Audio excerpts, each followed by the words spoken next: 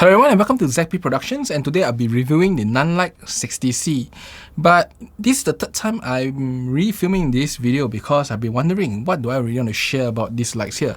These days LED lights are really good, and I've been thinking, just sharing measurements, talking about them like most other channels probably won't bring much, I would say, as advantage or purpose to you guys. I mean, you can see many other channels that do more precise measurements than me. So today's video, I will just focus instead on what did I do with the Nanlite 60C and why I think this may be a better light than the Nanlite 60B and the Nanlite 60 here for you as a photographer. And for videographer wise, well, I have yet to use it for videos, but I think there'll be no difference. In fact, this light will be significantly better as a video tool. I'm Richard and welcome to ZP Productions, and today I'll be reviewing the Nanlite 60C. Now, this light here is purchased by me, so I own 2 copies of this. This is just one of it, and I own the rest too. So today's video is purely lights that are purchased and used by me, and I purchased them because they are really useful. Now, I want to thank SLR Revolution still because they always help me to reserve the lights when I need it, so I can actually call in, get my lights, order them proper, and they reserve me if they have some in stock, and I would definitely be able to get it when I want it. So that being said, though, the light itself is purchased by me, and I paid about $600 plus $700, I remember, somewhere there, for this 60C light itself. Now, this does mean that I paid almost twice the price compared to my 60B, which cost like $300, and this 60 is just about $200 plus.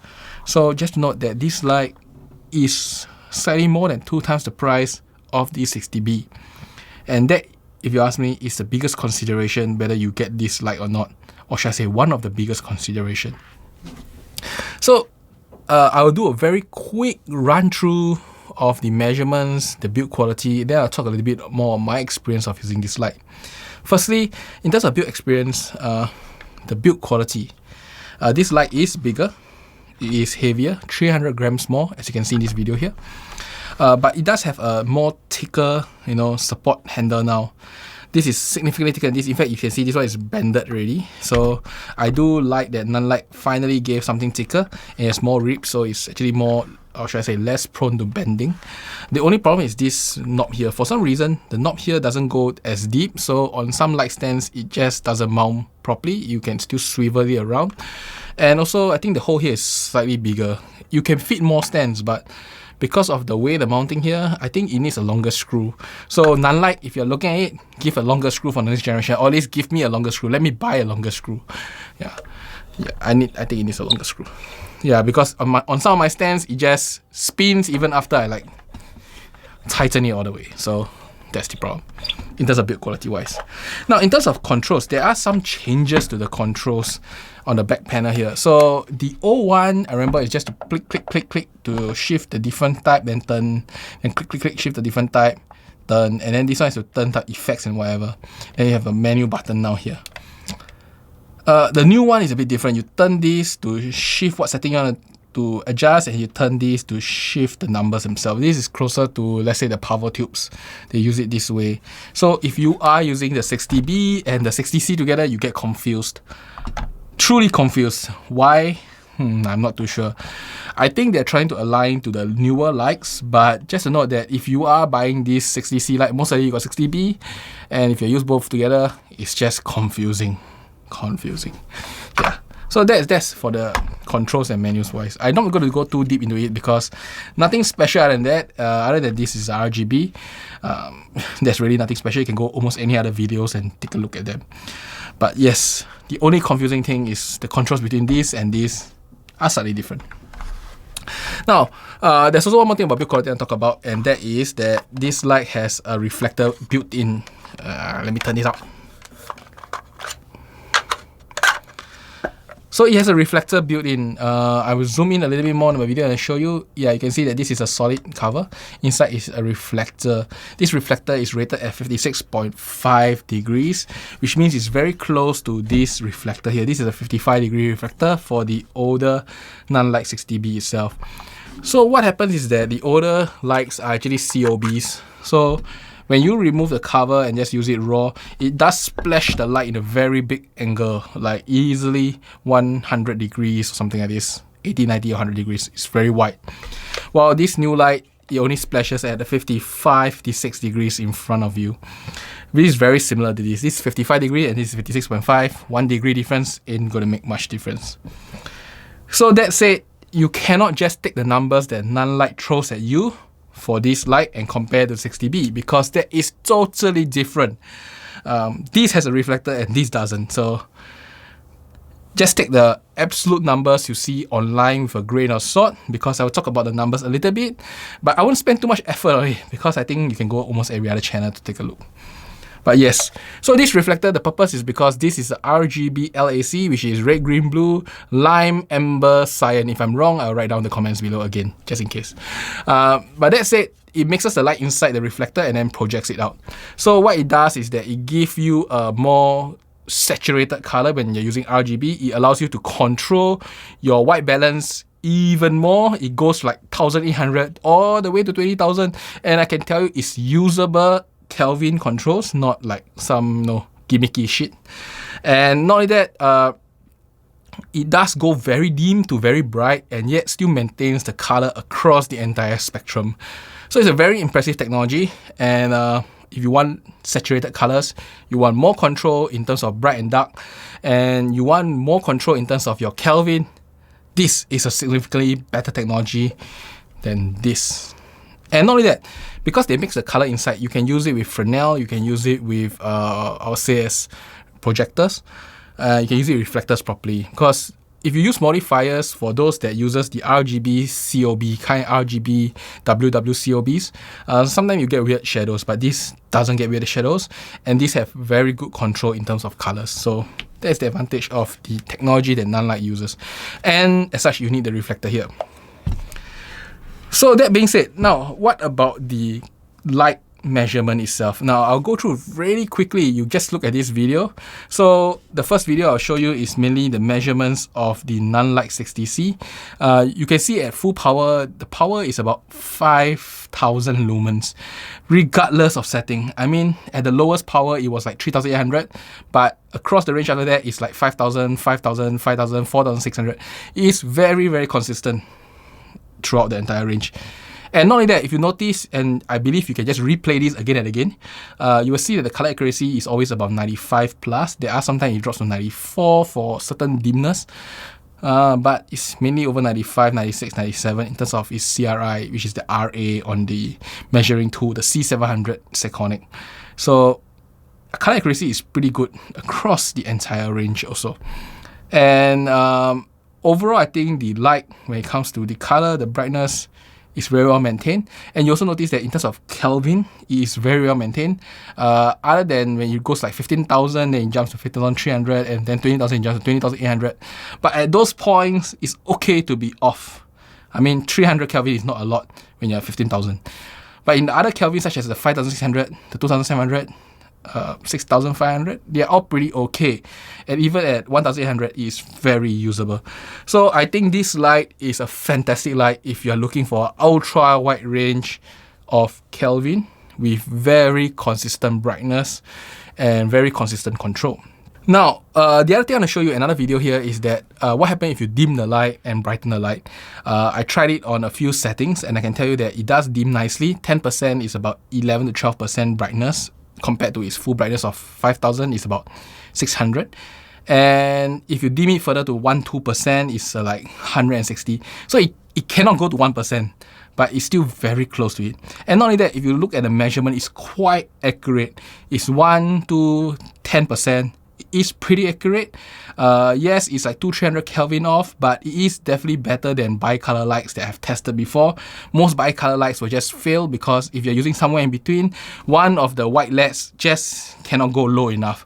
So if you're looking at 5% power, example in this short little video of the Nanlite 60B doing it, you just get drastically more crazier measurements with the 60B lights. That's because the COBs of WW just cannot go very low power. Low power matters if you're doing night shoots with such lights. Now, how does it compare to the 60B when it comes to full power, however? 60B at full power is way more powerful, twice the power in most ranges except 2700, which is still 50% more. I have to use it with the reflector, by the way. Without the reflector, the light is significantly weaker, like 2000 lumens, but with the reflector, it's like 10,000 lumens. And to be fair, you have to use with the reflector because this is 55 degrees. So if you're looking for power, the 60B is more powerful and it does spread the light better. So if you put in a softbox, it does, I would say, as still give you a brighter light because it just spreads all around the softbox itself. So overall, the 60B is the brighter light if you're just using in the normal Kelvin range, while the 60C is better if you are using not in the Kelvin range. And not only that, in terms of color accuracy, the 60B is less color accurate. Yes, the reflector do add like 200-300 Kelvin of coolness to the color itself.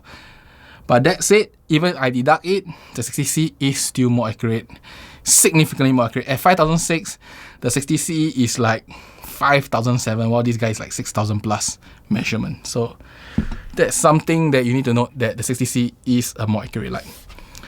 Now, when you look at the 60C, when it comes to color-wise, it is also consistent. 1000 lumens across most colors. Some colors are like 2000 lumens because I think it's mixing more colors in. When you compare to the MixPanel 60, which you can see in this video here, very similar brightness. In fact, in certain ranges, it is brighter and in certain ranges, it's darker. So now it becomes a trade-off. Do you want a more focused light with slightly stronger center, or you need a light that's slightly more spread out? Because the MixPanel it is slightly more spread out because the individual LEDs are, I'll say, a slightly wider angle if I remember. But yeah, it is slightly more spread out. While the 60 MixPanel is huge, you know, size-wise, and the 60C is actually really small compared to it. So if you want something more portable and color, the 60C is a better choice. While you want something that has a bit more spread, then the 60 MixPanel is a better choice. But the price-wise, they are similar. And personally, if you own the 60C, don't bother about the MixPanel because the 60C is a better choice. At least because you can modify and stuff, it is better overall. Now, that is it for colors-wise. Now, in terms of its mobile control, it uses the latest Nanlite protocol, so you can use the Nanlite app to control it. I don't have a video for it, but yeah, you can do it, and it works out pretty nicely. So then, the last part, I really want to spend more time here, and that's to talk about the usage. So I use this for photo shoots. I shot indoors, and also I shot outdoors in the car park. Show you some behind-the-scenes video too, as I'm talking here. Overall, I think this light is very versatile, especially if you put it a 45-degree reflector. You can really aim the color lights to where you want very easily. So you want to just have the green patch behind the subject, just shift the light around. If you want a wider spread, remove the reflector and just spread it around more. So there is a lot more control using the Nanlite 60C than if you were using a MixPanel for color lights. And when it comes to the white light itself, you can also control more because of its extreme range. When I was shooting indoor in one of my white settings, I actually set it all the way to like 7000 plus Kelvin with a green shift. Now, this is the biggest advantage of the 60C light compared to the 60B because you can green magenta shift your light, which you can't in the bicolor lights. So in the bicolor lights, you are stuck. You have to put a green magenta filter. But in the 60C itself, you can adjust it. This is the biggest advantage of a RGB LAC or RGB WW light in a COB form or a Fresnel form. Is just way better in that way. So if you are looking for control in real world especially, the 60C is a whole lot better. So take a look at some photos here where I shot with this light using a softbox. I'll say as in terms of brightness wise, this light gives you like 1/200 f2 ISO 100 at about 1 meter plus away, slightly 1 meter to 1.5 meter away. That is pretty good result considering that you go through a softbox. So I'll say as this light is pretty much bright enough for most video purpose, and for photo purpose, it's bright enough if you're using indoors or if you are using outdoors at night.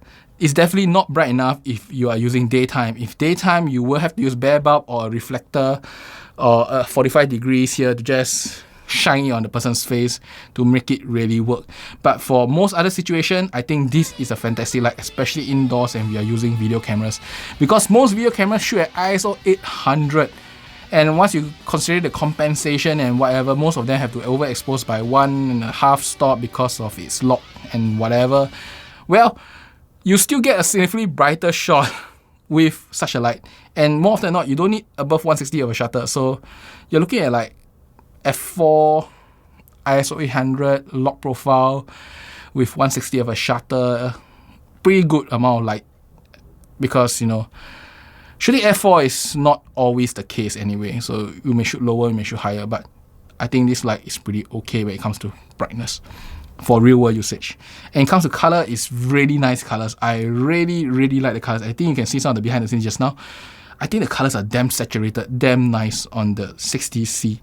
It looks, I would say, as even stronger color than the one that I get from the MixPanel. In fact, if you ask me in terms of saturation of light, I think the 60C does feel like it saturates more. And when I was comparing just now, it looks like it saturates more.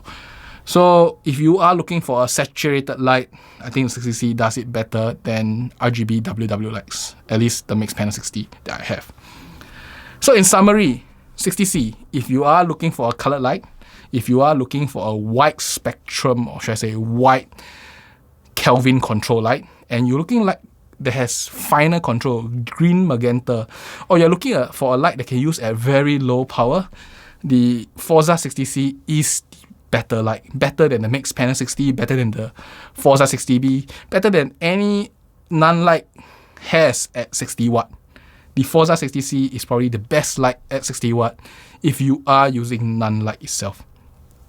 However, all these come at a cost in price, in weight, in size, and also in terms of absolute power if you are using white light. In white light mode, the 60B is the brighter light compared to the 60C. So it's a trade-off. And if you were to ask me, should you buy the 60C? I'll say as yes for most of the time, but I will recommend you to maybe buy 1 or 2 60B and then 2 to 3 60C.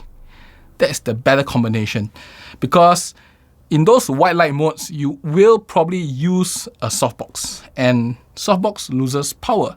So the 60B with its wider spread COB and, you know, more powerful overall light, considering after modification, the 60B is the better light if you're using as white light. While every other light in the scene, well, they are for effects, they are for mood, they are for highlights, use the 60C. It works out very nicely. Because if you don't need a softbox, you're using just a reflector, the 60C is strong. Not as strong as 60B reflector, but strong. So that is my take on it. So overall, a good mix between the 60C and 60B is good. The 60C is a great light, but it's definitely not the only light that I will recommend you to buy. I will recommend you to buy this in combination with the 60B so that you get a good, I'll say, as cost-effective solution that is bright when it's needed and colored when it's needed. That's about it for today's review. I hope you enjoyed this, and I'll see you next time. Bye-bye.